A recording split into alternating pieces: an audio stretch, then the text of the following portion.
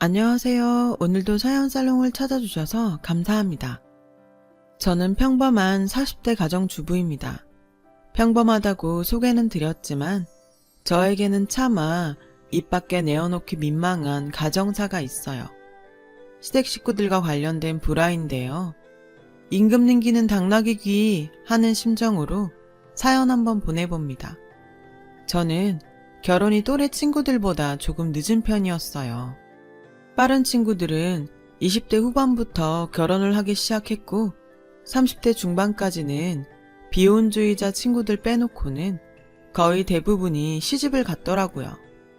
30대 중반을 막 넘어설 무렵까지 저는 혼자였죠. 큰 이유도 거창한 목표도 없었습니다. 그냥 그때까지 제 짝을 만나지 못했을 뿐이었죠. 그러거나 말거나 친정 부모님은 저희 이름 앞에 노처녀라는 타이틀이 붙게 되자 마음이 급해진 모양이었어요. 지인의 먼 친척들까지 다 뒤져낸 끝에 저에게 선자리를 제안하셨죠. 맙소사, 시절이 어느 시절인데 선이라니요. 소개팅도 아니고요. 그래서 저는 냉큼 아주 신나서 선자리에 나갔습니다. 말씀드렸잖아요. 시집을 안 간 데는 큰 이유가 있는 것이 아니었다고요. 그냥 제 짝을 만나지 못했을 뿐. 약속 장소에 도착하니 맞선 남이 먼저 와서 기다리고 있더군요. 겨우 이름만 주고받은 뻘쭘한 순간이었지만 솔직히 마음에 들었습니다. 젠틀하고 직업? 솔직히 범죄자만 아니면 되지 싶었고요. 무엇보다 탈모도 없이 사지가 아주 멀쩡한 남자였어요. 마음에 들기는 했지만 걱정도 살짝 들었습니다. 저런 남자가 왜 아직 혼자지? 혹시 숨겨둔 하자 있는 거 아니야? 한번 갔다 왔던지 하는 걱정들이었어요. 어차피 서로를 탐색하라고 주어진 시간이었으니만큼 제 생각 그대로를 물어보기로 했습니다. 왜 아직 혼자세요? 글쎄요. 어쩌다 보니 아직 제 짝을 못 만났다고 해야 할까요? 아, 네. 혹시 지금 꼭 미리 하시고 싶은 말씀 같은 건? 걱정하시는 그런 거 없습니다. 정말로 아직 인연을 못 만났을 뿐이에요. 그렇다면 안심이고요. 나오시는데 부담스럽지는 않으셨어요? 부담스러워야 하나요? 네? 신나서 나왔습니다. 진짜로요. 나와 똑같은 사정에 나와 똑같은 생각으로 선자리에 나왔던 그 남자. 예스, 이 사람이다 싶었어요. 그리고 역시나 저희는 아주 잘 맞는 커플이 되었어요. 넥타이 취향, 입맛 하나하나, 계피 알레르기가 있는 것까지. 하늘이 이 사람을 제게 주시려고 그 긴 시간 동안 연애 가뭄을 일으키셨구나 싶었습니다. 남자친구도 같은 생각이었다고 했어요. 저희의 나이가 나이였던 만큼 당연히 결혼을 전제로 한 연애였고요. 알 거 다 아는 성인들이니 진도도 쭉쭉 빠졌고요. 진도란 진도는 속전속결로 다 빼놓았으니 다음은 결혼이죠. 결혼 준비도 후다다닥 진행되었습니다. 물론 후다다닥이라고 해서 대충 아무렇게나 준비한 것은 아니었어요. 저희 부부가 워낙에 죽이 잘 맞아서 흔한 예비신랑 신부가 겪는 싸움 같은 것이 없었을 따름이죠. 상견례도 무척 순조로웠어요. 분위기도 하하호호 좋았고 음식도 두 집안 모두의 입맛에 잘 맞았어요. 무엇보다 양가 부모님 모두가 저희의 결혼이 더 늦어지면 어쩌나, 쟤들 저러다 도중에 헤어지면 어쩌나 걱정들이 얼마나 크고 깊으셨던지 친정 엄마와 시어머니께서는 서로를 부둥켜 안으며 펑펑 눈물까지 쏟으셨어요. 이렇게 만나게 되어서 너무 반갑습니다, 사돈. 아유, 귀한 딸 주셔서 제가 더 고맙지요. 혼자 키워낸 막내 아드님 장가 보내는 심정이 얼마나 기쁘실까요, 그래. 해가면서 말이죠. 저는 그런 양가 어른들의 모습에 적어도 시집살이는 없겠구나. 속으로 안도의 한숨을 내쉬었어요. 물론 시집살이는 없었습니다. 그놈의 시집살이는. 없기는 없었어요. 없는 대신 다른 흉측한 무언가가 저희 부부를 기다리고 있었지만요. 사건은 저희 부부가 신혼여행에서 돌아오던 날 발생했습니다. 저희 부부는 당연히 시댁에 인사를 드리러 갔죠. 인사를 받기 위해 시아주버님과 손윗 동서가 시댁으로 찾아왔고, 원래도 술을 잘 못하던 남편은 저녁 식사 자리에 반주 몇 잔에 취해서 잠들었어요. 그 틈을 타서 시댁의 추악한 마수가 저에게 뻗쳐왔어요. 시어머님께서는 찻상과 시아주버님 내외, 그리고 잠든 남편을 자리에서 물려놓으시고는 저에게 조심스레 말씀하시더라고요. 예, 새아가, 너도 이제 우리 가족이니까 이 정도 부탁은 할 수 있는 거잖니? 무슨 어려운 일 있으세요? 이따마다 내가 아주 밤잠을 설칠 지경이다. 말씀하세요. 제가 들어드릴 수 있는 일이면 얼마든지 도와드릴게요. 그럼 네가 들어줄 수 있는 일이고 말고. 아니지, 너밖에 들어줄 수 있는 사람이 없지. 시어머니께서는 아무도 없는 주변 눈치를 괜히 한번 살피고서는 문제의 그 발언을 꺼내셨습니다. 우리 큰며느리가 불임이란다. 선천적으로다가 그렇다네. 아, 네. 걱정이 많으시겠어요. 그래서 말인데 네가 아이를 좀 가져줘야겠다. 그러려고요. 남편이랑 저도 빨리 자식 보고 싶어서요. 너희 아이 말고 조카를 낳아줬으면 해. 네? 오마이갓, 맙소사, 세상에. 조카를 낳아달라니요. 시아주버님 아이를 제가 왜요? 아니, 상식적으로다가 아이가 그냥 생기는 것도 아니고 저더러 남편의 형님이랑? 미쳤습니까 지금? 막장 드라마 찍어요? 시어머니를 향해 그렇게 쏘아붙이고 싶었어요. 마음은 그런데 너무 당황스러웠던 나머지 아예 입이 떨어지지 않더라고요. 결국 저는 술에 취해 잠든 남편을 뒤로하고 도망쳐 나왔어요. 도망쳐 나오다가 이건 도저히 안 되겠는 거죠. 분노가 치솟아서 속이 막 뒤집어지고 초장에 확실히 해두지 않으면 앞으로의 결혼 생활이 지옥행 특급 열차이겠다 싶었습니다. 그래서 걸음을 돌려 다시 시어머니의 앞으로 향했습니다. 아니나 다를까 시어머니께서는 반색을 아주 왜 생각이 바뀌었니? 그래 잘 생각했다. 암만 가족끼리는 서로 돕고 살아야.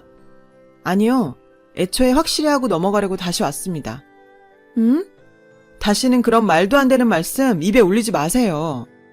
예며느라 그러지 말고 내 얘기를 한 번만 다시 들을 얘기가 있고 아닐 얘기가 따로 있죠. 오늘 이후로는 그냥 넘어가지 않을 테니까 다시는 이러지 마세요.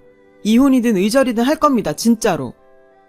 곧장 시댁을 나서는 발걸음이 어찌나 홀가분하던지요. 제가 생각해도 똑 부러지게 잘 잘라내었다 싶었어요. 다음 날에는 저희 친정에 인사를 드렸고 신혼집으로 돌아오는 길에서야 하루 종일 제 눈치만 보던 남편이 은근슬쩍 물어왔어요. 시어머니랑 무슨 일 있었냐고요. 그래서 저는 제가 겪은 일 그대로를 남편에게 고백했어요. 남편도 시어머니가 그런 생각을 가지고 있는지는 까맣게 몰랐다면서 저와 똑같이 분노하더라고요. 저는 그 길로 시댁으로 가서 시어머님께 다시 한번 똑똑히 말씀드리자는 남편을 일단 말렸어요. 교통정리는 제가 잘 끝내놓았고 시어머니도 제대로 된 정신이 있는 분이시라면 다시는 같은 실수 되풀이하지 않으시리라 믿었거든요. 깨가 쏟아지는 신혼생활이 흘러가던 어느 날이었어요. 남편을 출근시켜놓고 간만에 대청소를 하고 있는데 시어머니께서 갑자기 저를 찾아오시더군요. 제가 인사를 드리기 무섭게 시어머니께서는 제 앞에 머리를 조아리며 싹싹 비셨습니다.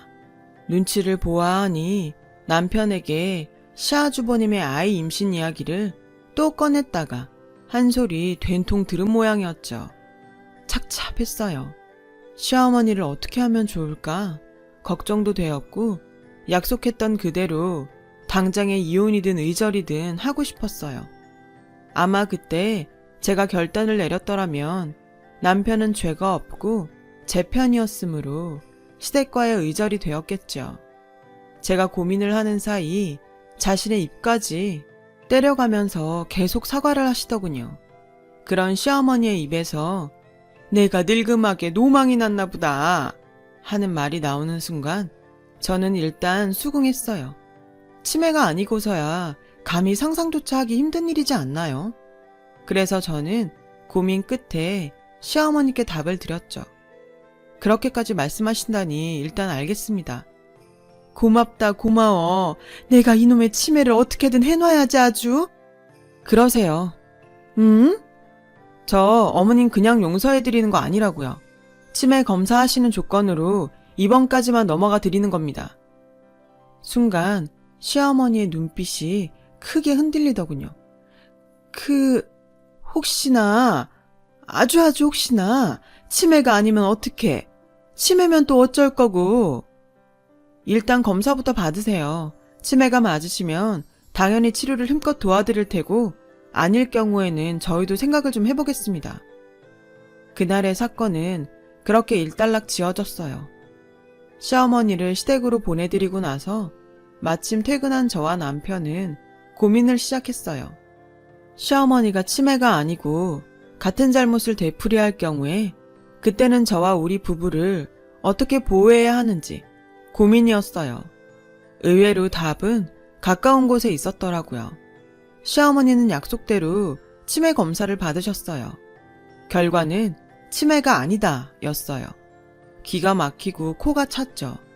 치매가 아니라 함은 맨정신으로 저에게 그런 입에 담기도 험한 부탁을 하셨다는 거잖아요. 그러는 한편으로 안도감이 들었어요. 남편과 머리를 맞대고 강구해낸 보호의 수단이 있었으니까요. 그것은 바로 휴대폰 녹음이었어요. 아주 간편하면서 제일 확실한 수단이었죠. 그렇게 저는 시어머니와 엮이는 모든 순간을 저와 저희 부부를 지키기 위한 녹음을 시작했습니다.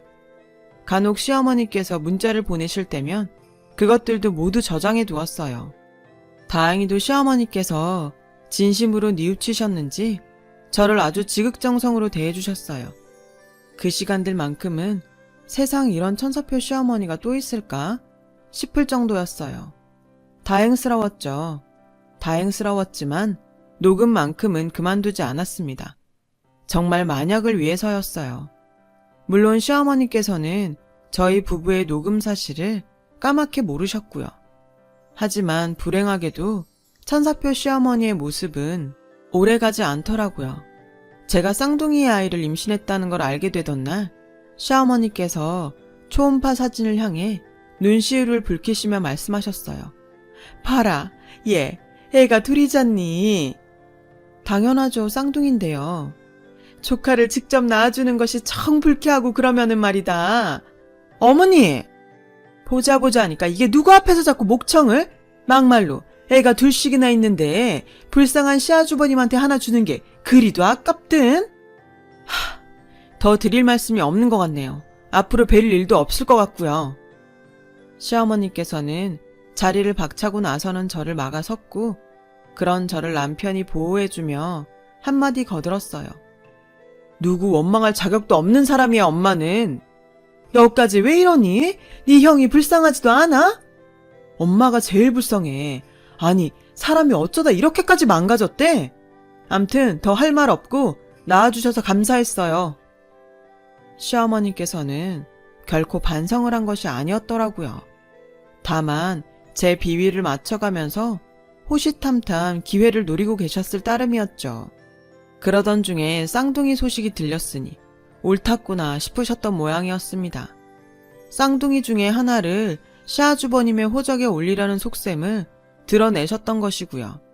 옳았구나는 무슨, 조카를 임신하라고 하는 거나 쌍둥이 중에 하나를 내놓으라고 하는 거나 둘 다 똑같이 폐륜이잖아요 그거. 당연히 저희 부부는 시어머님과 의절했어요. 그러자 이번에는 시아주버님 내외가 찾아와 굽실굽실 사과를 하더라고요. 저희 부부는 시아주버님 내외를 굳이 내치지는 않았습니다.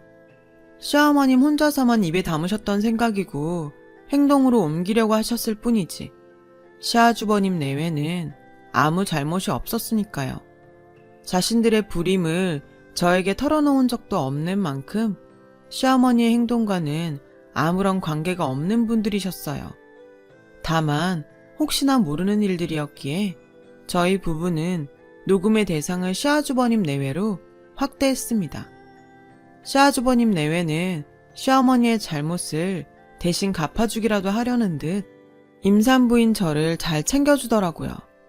남편과 죽이 잘 맞았던 것처럼 시아주버님 내외와도 아주 잘 맞았습니다. 특히나 손윗 동서가 같은 여자의 입장으로서 시어머니의 행동에 상처받은 저를 따뜻하게 위로해 주었고 이런 말까지 해주더라고요. 언제든 말만 해. 동서가 원하면 우리도 같이 의절할게. 아니에요. 말씀만 해도 감사한데요, 뭐. 그래도 힘든 거 있으면 얘기해. 친언니다 생각하고 우리끼리는 아무 문제 없잖아. 그쵸. 저희끼리는 문제 없죠. 저는 그런 손윗 동서에게 심적으로 많이 의지하게 되었어요. 그러는 사이 출산 예정일은 시시각각 다가왔어요. 만삭이 되었을 무렵부터는 한동안 잠잠하던 시어머니께서 자꾸만 연락을 해오기 시작했어요. 저희 부부는 시어머니의 전화를 받기는 받았죠. 대신 예, 아니요 하는 식의 단답형 답변만 했고 모든 통화는 녹음되고 있었고요. 예, 며느라, 내가 이렇게 빈다 빌어. 네? 나는 어찌돼도 상관이 없어요. 내 아주버님에게 쌍둥이 한 명만 자식으로 보내준다면야 지금 죽어도 여한이 없어. 그렇게 해주련? 아니요. 빌어도 어렵겠니? 네. 너 진짜 시엠이 죽는 걸 보고 싶어서 이래?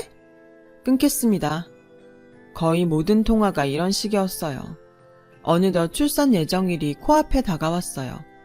저와 남편은 불안해졌죠. 시어머니의 추악한 손길이 언제 어떤 방식으로 뻗쳐질지 전혀 예측할 수 없는 일이었으니까요. 저희 부부는 먼 지방에 있는 작은 산부인과를 새로 예약했어요. 급하고 은밀하게 병원을 변경해야만 했던 탓에 예약은 쉽지 않더라고요. 손윗 동서가 병원을 찾아주었고 그 병원에 예약을 잡을 수 있었어요. 출산을 앞두고 이사도 갔어요. 물론 시어머니 몰래요. 출산을 향해 먼 지방으로 내려가는 길을 시아주버님이 운전을 해주셨어요. 공무원인 손윗 동서는 주민센터 일이 바쁜 탓에 마음만 보태주셨고요. 동서 사이에 그 정도만 해줘도 어딘가요. 너무 감사할 따름이었죠. 곧장 진통이 시작되었고 저는 난산을 맞이했어요. 제 옆을 지키고 있어야만 했던 남편은 경황이 없었고 모든 수속이며 뒷바라지들을 시아주버님께서 도맡아 해주셨어요. 덕분에 저는 안전하게 출산을 마칠 수 있었습니다. 아들 하나, 딸 하나 아주 건강한 일란성 쌍둥이였어요. 아이의 얼굴을 본 저희 부부는 안도했고 시아주버님께서는 당신의 출산인 것처럼 기뻐해 주셨죠. 그런데 출산 병원을 급히 바꿔야만 했던 저는 그 병원 근처 산후조리원을 미처 예약하지 못한 처지였습니다. 저는 서울로 올라와서 신혼집에서 며칠 산후조리를 했어요. 제가 몸을 추스르고 난 뒤에야 그동안 제 뒷바라지에 여념이 없던 남편에게 출생신고를 하러 갈 짬이 주어졌어요. 남편이 출생신고를 위해 막 집을 나서려는 순간 시어머니께서 출생신고 서류를 손에 들고 저희 집으로 오셨더라고요. 딸아이의 신상명세가 시아주버님의 호적에 올라있는 서류였습니다. 저희 부부는 피가 머리 끝까지 솟구치는 심정이었어요. 어머님 진짜 출생신고는 어떻게 하신 거예요? 저희 집은 어떻게 알고 찾아오셨고요? 식구들 사이에 비밀이 어딨다고. 이보세요. 나 귀 안 먹었다 얘. 그리고 이보세요가 뭐니 이보세요가. 듣는 시엠이 서운하게. 시어머니가 저희의 새 신혼집을 어떻게 알고 찾아왔냐고요? 그게 저희 부부를 더 화나게 만든 지점이었습니다. 시어머니와 함께 저희 신혼집으로 온 사람들은 다름 아닌 그렇게 믿고 의지했던 시아주버님 내외였기 때문이었어요. 저희가 속았던 거죠. 사실 시어머니의 추악한 행동을 시아주버님 내외가 처음부터 조종하고 있었던 것이었어요. 신혼여행을 마치고 돌아오던 날 시아주버님의 아이를 임신해달라는 얼토당토 않은 요구부터 쌍둥이 중 하나를 시아주버님의 자식으로 넘기라는 먹같은 요구까지, 심지어 새 산부인과 예약부터 난산인 저를 지켜주었던 것들을 포함한 모든 것들이 거짓이고 위장이었어요. 시아주버님 부부는 의 좋은 형제를 가장해 저희에게 접근했고 저희의 일거수일투족을 바로 옆에서 감시하면서 시어머니와 작전을 꾸며왔을 뿐이었어요. 그 결과물이 시아주버님의 호적으로 출생신고가 되어버린 딸아이였고요. 뻔하죠. 주민센터 공무원이 손윗동서가 직접 출생신고를 했다는 거. 저희 부부가 상황 판단을 막 마칠 무렵 시어머니께서 신혼집을 향해 억지로 들어오려고 하셨어요. 물러서세요. 출입 거부합니다. 왜? 내가 못할 짓이라도 하고 있다든? 당연히 못할 짓이죠. 제 아이잖아요. 출생신고 다 조작이고요.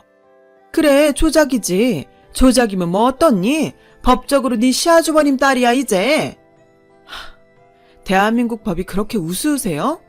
까따부터 시간 끌 것 없어. 비켜라. 내 소녀는 내가 데려가마. 말씀드렸어요. 출입 거부한다고. 계속 우기시면 법에 따라 처벌받으실 수 있습니다. 제가 문을 닫자 그 자리에 있던 시댁 식구들 모두가 강제로 문을 열어 젖히며 집으로 들이닥쳤고, 남편은 딸아이를 그들의 소나기에 빼앗기지 않기 위해 몸싸움을 벌였죠. 그러면서도 남편은 아기를 안고 있었기 때문에 그들에게 손 한 번 올리지 못하고 매질을 꿋꿋하게 이겨내가며 아이를 안고 오직 몸으로만 버텨내더라고요. 저는 슬쩍 문자 메시지를 보내 경찰에 신고했습니다. 미처 10여 분이 되지도 않았는데 경찰들이 도착하더라고요. 신혼집을 무리까지 해가면서 파출소 근처로 옮긴 보람이 있었습니다. 하지만 경찰은 어디까지나 중립이더라고요. 딸아이의 출생신고 서류가 시아주버님의 아래로 되어 있었기에 경찰은 딸아이의 거취에 대해 시댁 편을 들어주어야만 하는 입장이었어요. 코웃음이 절로 나오더군요. 차곡차곡 쌓아놓은 녹음 파일들이 바로 이런 때 써먹으라고 준비해둔 것이었으니까요. 저는 그동안의 모든 내용, 여러분들께서 알고 계신 모든 사실관계, 그대로가 담긴 녹음 파일들을 경찰들에게 모두 들려주었어요. 경찰분들은 저희 부부에게 처벌을 원하시냐 물었고, 저희 부부는 흔쾌히 고개를 끄덕였습니다. 경찰은 시댁 식구들을 사문서 위조 및 교사 현행범으로 체포하였고, 저는 경찰차에 오르는 시댁 식구들에게 얘기했어요. 난 그렇게 배웠어. 사람한테는 내가 할 수 있는 최대한의 예의를 갖춰서 대해라. 그게 도리다. 하지만 인간 아닌 것들에게는 내가 할 수 있는 최대한의 수단을 모두 동원해 응징해라. 그게 정의다. 그리고 난 배운 거 그대로 써먹는 스타일이야. 그러자 시댁 식구들이 동네가 떠나가라 저에게 욕설을 퍼부었습니다. 그 바람에 동네 사람들이 모두 나와 제가 욕을 먹는 광경을 목격하게 되었고, 저는 아무 대꾸 없이 그 현장을 동영상으로 촬영하기 시작했어요. 사문서 위조 및 교사 혐의에 이어서 명예훼손까지 성립되는 순간이었죠. 그들을 경찰서로 보낸 즉시 저와 남편은 조작되어 올라갔던 딸아이의 출생신고를 바로 잡았어요. 그리고 그들이 저희 부부와 딸아이의 인연을 쥐고 흔들었던 것에 대해 철저한 응징을 시작했죠. 딸아이의 거짓 출생신고를 올린 것에 대한 부분부터 고소를 시작했어요. 그 결과가 나올 때쯤 명예훼손에 대한 고소장을 넣었고, 또 결과가 나오던 날에 바로 가택침입에 대한 고소장을 넣었습니다. 남편을 폭행한 사실에 대한 폭행죄 고소장도 넣었고, 딸아이를 억지로 데려가려 했던 행동들에 대한 납치 미수까지. 한 사건의 결과가 나올 때마다 매번 꼬박꼬박 새로운 혐의로 고소장을 넣어드렸어요. 처음에는 가벼운 벌금형이었던 것이 다음에는 더 큰 벌금형이 되었고, 또 다음에는 더더욱 큰 벌금형, 그리고 마침내는 다수의 벌금형이 누적된 것에 대한 가중처벌이 되었고, 추악한 시댁 식구들 전원은 지금 교도소 콩밥을 잡수고 계세요. 시댁 식구들이 교도소에 수감되던 날 남편이 묻더라고요. 자기야, 여기서 멈출 생각이야? 당신은? 전혀. 형사소송 끝났으니까 이제 민사소송 시작해야지. 저번처럼 한 소송 끝날 때마다 다른 소송 넣으면서 피말리게? 말해 뭐해. 피말리는 것도 피말리는 거고 10원짜리 한 장까지 따박따박 받아낼 거야. 짐승만도 못한 추악한 것들에 대한 저희 부부의 정의구현은 오늘도 현재 진행형입니다.